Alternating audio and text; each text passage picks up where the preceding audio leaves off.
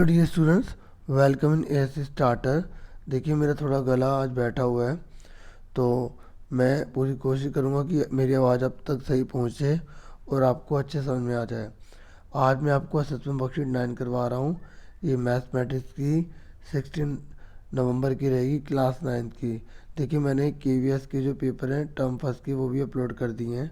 आप उन्हें देखें और आइडियली पेपर कैसे आ सकता है। ठीक है, CBSE NCERT वही सब है। ठीक है, और मैंने प्रैक्टिस पेपर भी डाले हुए, वो भी आप देख लें।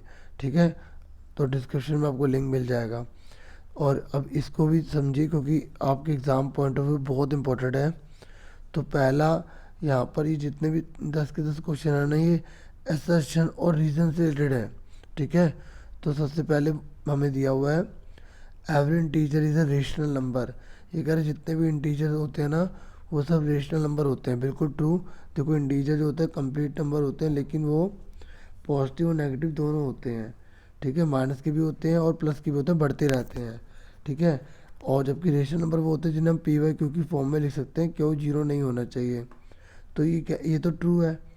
कह रहा है कि जितने भी इंटीजर जैसे m है ना, उसको हम m/1 में लिख सकते हैं। बिल्कुल ठीक। इसलिए तो हम इंटीजर को रेशनल नंबर कहते हैं, क्योंकि वो PY/Q की फॉर्म में लिखे जा सकते हैं। तो असर्शन भी सही है, रीज़न भी सही है, और रीज़न बिल्कुल सही एक्सप्लेन कर रहा है असर्शन को, इसलिए इसका आंसर ए हो जाएगा। ठीक है, नेक्स्ट क्वेश्चन है। ये कह रहा है कि हमें पॉइंट दे रखा है -3 5 और 5 - 3।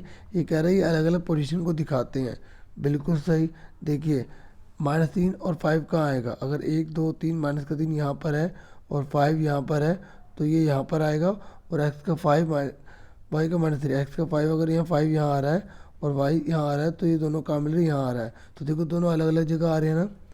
ये कह रहा है इसका रीज़न ये है क्योंकि XY बराबर नहीं है। हाँ देखिए उल्टा दे रखा ना, यहाँ -3 x पर है और यहाँ y पर है, और यहाँ पर x का 5 है और यहाँ y का 5 है। तो ये कह रहा है अगर x बराबर y के नहीं होता तो ये दोनों भी बराबर नहीं होते। सिंपल सी बात है। देखो अगर x y के बराबर हो, मतलब 4 है x की जगह, y की भी 4 है, तो हम इसको उल्टा करेंगे तो हमें पता थोड़ी लगेगा उल्टा हुआ है नहीं हुआ। तो अगर ये दोनों सेम है तो ये दोनों सेम है तो एक ही पॉइंट पर आएंगे। लेकिन अगर ये दोनों अलग अलग होंगे तो दोनों सेम सेम जो है ना, क्वाड्रेंट में नहीं आएंगे, नहीं आएंगे ना। तो इसलिए जो है ना, इसका आंसर जो है वो क्या हो जाएगा, ए हो जाएगा, क्योंकि ये बिल्कुल सही असर्शन है और रीज़न भी सही है और एक्सप्लेन भी सही कर रहा है। उसके बाद कह रहा है कि बहुत सारे हम लाइन बना सकते हैं जो 2 और 14 से होकर गुजरती हैं। There are infinite number of lines with passes through 2, 14। बिल्कुल सही। अगर हम इसको बनाएंगे x का 2 y का 14 यहाँ है, तो ये पॉइंट बनेगा। तो इस पॉइंट से हम बहुत सारी लाइन खींच सकते हैं ना। ऐसे ही ये कह रहा है, तो ये तो ट्रू है। ये कह रहा है कि लीनियर जो इक्वेशन होते हैं उसके, अगर वो 2 वेरिएबल हो तो उसके बहुत सारे सॉल्यूशन होते हैं। देखिए जैसे लीनियर इक्वेशन है ना, जिसके बहुत सारे सॉल्यूशन हो सकते हैं ना, तो ये भी ट्रू है। लेकिन ये रीज़न सही नहीं है। पूछो क्यों। वो इसलिए क्योंकि देखो यहाँ पर एक पॉइंट से बहुत सारी लाइन जाने की बात कर रहा है, और यहाँ पर एक लाइन से बहुत सारे पॉइंट निकालने की बात कर रहा है। ठीक है, तो ये दोनों अलग अलग बातें हैं, लेकिन लेकिन दोनों ट्रू हैं, लेकिन एक्सप्लेन सही नहीं कर रहे, इसलिए इसका आंसर जो है वो बी आ जाएगा। समझ में आ गई। ये एक पॉइंट से बहुत सारी इक्वेशन की बात कर रहा है, और ये एक इक्वेशन से बहुत सारे पॉइंट की बात कर रहा है, इसलिए इसका आंसर जो है बी हो जाएगा। क्लियर हो गया आपको। ठीक है, उसके बाद नेक्स्ट है, उम्मीद कर रहा हूँ आपके पास आवाज़ आ रही होगी। ठीक है, तो उसके बाद फोर्थ है। ये कह रहा है कि ये एक लीनियर इक्वेशन है, और ये कह रहा है इस 3 और जो 1 है ना, वो इससे पास होता है। चेक कर लेते हैं। x की जगह 3 लिखना है, y की जगह हमें 1 लिखना है। जब हम x की जगह 3 लिखते हैं, y की जगह हम 1 लिखते हैं, तो हमारा आंसर कितना आता है, हमारा 1 आना चाहिए। ठीक है, और अगर 1 आ गया तो हमने सही करा है। ठीक है, तो हम यहाँ करते हैं 3, 2 1 कम 2, तो 3 में से 2 गया, 1 बचा। तो अब देखिए राइट हैंड साइड के बराबर आ रहा है ना, यही आ रहा है ना, तो इसका मतलब ठीक है।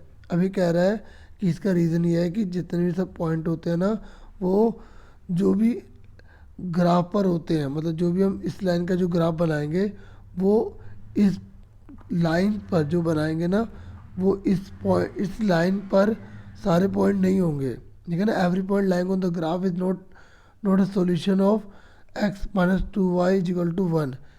तो देखिए अगर हम इस इक्वेशन को बनाएंगे तो इसके हर पॉइंट सॉल्यूशन होंगे, ठीक है। जबकि कह रहा है कि every point lying on graph, जो भी ग्राफ पर आ रहा है, जो भी ग्राफ पर इस पर जो भी पॉइंट आ रहा है वो इस पर नहीं होगा, होगा ना। अगर इससे बनाया जाएगा तो वो पॉइंट जो है वो ग्राफ पर होगा, ठीक है। तो इसका मतलब ये ठीक है और ये गलत है। तो इसका आंसर जो है वो क्या आ जाएगा, सी आ जाएगा। ये कब लगाते हैं, जब एसेशन ट्रू होती है, रीज़न गलत होता है, ठीक है। समझ में आ गया आपको।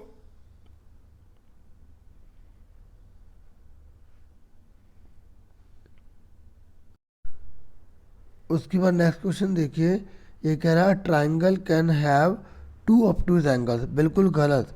एक ट्राइंगल में केवल एक ही ऑब्टूज एंगल होता है, ऑब्टूज यानी कि 90 से बड़ा। अगर हम दो 90 से बड़े ले लेंगे तो वो तो 180 से बड़ा हो जाएगा, तो ट्राइंगल कैसे बनेगा। तो ये गलत है। रीज़न कह रहा है कि तीन एंगल जो होते हैं ना ट्राइंगल के, उसका टोटल 180 होता है, तो ये तो ट्रू है। तो जब एसेशन गलत हो रीज़न सही हो तो डी पे टिक कर देंगे, क्योंकि यहाँ पर लिखा हुआ है कि जब एसेशन फॉल्स हो रीज़न ट्रू हो तो हम डी पर टिक करेंगे, ठीक है। तो इसका आंसर डी आ गया। उसके बाद नेक्स्ट है, ये कह रहा है कि जो सम ऑफ पेयर ऑफ एंगल है ना 120 डिग्री और 60 डिग्री, वो सप्लीमेंट्री होते हैं। ये बिल्कुल ट्रू है। ये क्या रीज़न ये है कि दो एंगल का जो सम होता है ना वो 180 डिग्री होता है, उससे हम सप्लीमेंट्री एंगल कहते हैं। ये भी ट्रू है और रीज़न भी ठीक है, तो इसलिए इसका आंसर ए हो जाएगा। उसके बाद नेक्स्ट कह रहा है कि ये दो ट्राइंगल जो है कॉन्ग्रुएंट होंगे अगर ये तीन चीज़ें बराबर हैं। तो हमें इसे बना के देखना पड़ेगा, ठीक है। तो हम इसको यही बना लेते हैं। एक ट्रायंगल ये बनाया, एक ट्रायंगल ये बनाया। यहाँ लिखा A B C P Q R, तो यहाँ लिखा ए बी बराबर पी क्यू, ए बी बराबर पी क्यू, ए सी बराबर पी आर, और ये लिखा है बी ए सी बराबर क्यू पी आर। ये एंगल इस वाले एंगल के बराबर, ठीक है। तो देखो दो साइड के बीच में एंगल है तो कॉन्ग्रुएंट तो हो गया। ये कह रहा है ये जो कॉन्ग्रुएंट हुआ है ना ये एस एस एस से हुआ, गलत। ये किससे हुआ, एस एस बीच में ए है, तो इसका मतलब क्या हुआ, ये तो ट्रू है लेकिन ये सही नहीं है, तो इसका मतलब सी आंसर हो जाएगा। समझ में आ गई। नेक्स्ट क्वेश्चन कह रहा है कि हाइट जो है ना ट्रायंगल की 18 है और एरिया 72 है, तो इसका बेस जो है वो 8 होगा। देखिए पहले सॉल्व करके देखना पड़ेगा। फॉर्मूला क्या होता है, 1/2 base into height is equal to में एरिया होता है।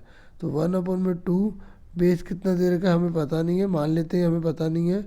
हाइट कितनी दे रखी है हमें, 18 दे रखी है। एरिया कितना दे रखा है, 72 दे रखा है। अब इन दोनों को उधर ले जाओ, जब इन दोनों को उधर ले जाएंगे तो 72 18 जो है वो अपॉन में हो जाएगा, 1/18, और 1/2 का 2/1 हो जाएगा। तो 18 4 जा 72, 4 2 जा 8, तो बेस कितना आ गया, 8 आ गया। तो इसका मतलब बेस 8 ही आ रहा है ना, तो ये तो सही है। क्या रीज़न ये है कि एरिया ट्रायंगल का ये फॉर्मूला होता है, ये भी ठीक है और बिल्कुल सही एक्सप्लेन कर रहा है, इसी की वजह से तो ये निकलेगा। तो इसका मतलब इसका आंसर क्या हुआ, ए हुआ। उसके बाद कह रहा है कि अगर ये साइड ऑफ ट्रायंगल की रेशियो ये है, पैरामीटर ये है, तो सबसे बड़ी साइड 250 निकलेगी। हमें सॉल्व करना पड़ेगा और जब भी इसे सॉल्व करते हैं तो x मान लेते हैं। तो 25x 14x 12x is equal to में 540, तो ये कितना हो जाएगा, 51 हो जाएगा। और 500 सॉरी यहाँ पर ना 510 था, तो इनका टोटल करेंगे तो कितना आएगा, 51x इजिकल टू में 510। तो x की वैल्यू कितनी आ गई, 510/51, इसे काटा तो 10 आ गया। तो x की वैल्यू हमारी 10 आ रही है, यहाँ पुट कर दो। तो सबसे बड़ा पूछा ना, तो हम 25 से मल्टीप्लाई कर देंगे। जब 25 से मल्टीप्लाई करेंगे 10 को तो 250 आ जाएगा। तो इसका मतलब ये सही है, ये ट्रू है, 250 तो आ रहा है। कह रहा है रीज़न ये है कि पैरामीटर का फॉर्मूला a + b + c होगा, तो ये भी ठीक है क्योंकि ये फॉर्मूला निकलेगा तभी तो हमें पता चलेगा कि 250 आएगा नहीं आएगा। तो दोनों सही है, तो इसका आंसर ए आ गया। उसके बाद कह रहा है कि जो रेंज है ना of the first six multiple of six is 9। देखो इसने बोला 6 मल्टीपल लिखना है 6 के, तो 6 का टेबल लिख लो। और ये कह रहा है रेंज निकालो। रेंज कैसे निकालते हैं, सबसे बड़े में से छोटा घटाओ। जब 30 में से अच्छा 6 बोले है ना, तो हमें एक और लेना पड़ेगा। अब 36 में से 6 घटाओ 30 आ रहा है, तो यहाँ पर तो 9 आ रहा है, ये गलत है। और क्या रेंज का फॉर्मूला होता है maximum value minus minimum value, ये भी ट्रू है। तो इसका मतलब क्या हुआ कि असर्शन गलत है, रीज़न ठीक है। और जब रीज़न ठीक है तो डी पर टिक कर देते हैं। किस पर टिक कर देते हैं, डी पर। ठीक है, आप चेक कर सकते हो यहाँ पर हमारा जो असर्शन फॉल्स हो, रीज़न ठीक हो, तो डी पर टिक करना होता है। अब एक बार मैं सारे आंसर दोबारा बता देता हूँ, ठीक है, कौन कौन से थे। ठीक है, और आप डिस्क्रिप्शन में देख लेना और अच्छे से सारे एक्स्ट्रा चीज़ें भी कर लेना। तो पहले का है ए, दूसरे का है ए, तीसरे का है बी, ठीक है, चौथे चौथे का है हमें सी, पांचवे का है यहाँ पे डी, और छठे क्वेश्चन का है ए, सातवें क्वेश्चन का है यहाँ पर सी। ठीक है, आठवां जो क्वेश्चन है, आठवें क्वेश्चन का है ए, और ठीक है 9वें क्वेश्चन का है ए, और 10वें क्वेश्चन का जो है वो है डी। ठीक है, तो इस तरीके से मैंने पूरा का पूरा सेक्शन समझा दिया। होप आपके लिए वीडियो हेल्पफुल रही होगी। Thank you for watching and listening carefully. Take care yourself dear students.